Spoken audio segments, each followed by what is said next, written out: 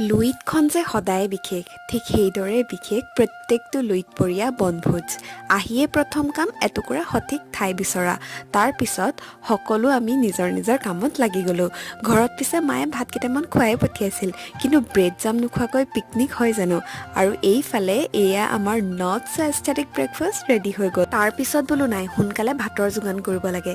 এইকেইজনে পিছে মাছৰ নহয় ফটোহে ধৰিব ওলাইছে। আমিও বোলো আনহঁত, বেছি হ'লে ভাজিকে খাম। এয়া আকৌ আমাৰ ঘৰ ধৰা ছোৱালী দেই, দেখিছে নহয় কেনেকৈ দপ দপকৈ জুই ধৰি দিলে। তাৰপিছত বোলো নাই, আজি ময়ো নিজৰ সুপ্ত প্ৰতিভাত দেখায়ে দিওঁ। আফটাৰ অল ইমান ধুনীয়া এখন মঞ্চ পাইছোঁ। And here comes the star of the day prepared by Polin মহোদয়। আৰু শেষত খাই বৈ আমি ভাবিলোঁ যে আহিলোৱে যেতিয়া নৈৰ ইপাৰে এপাক গৈ আহোঁ।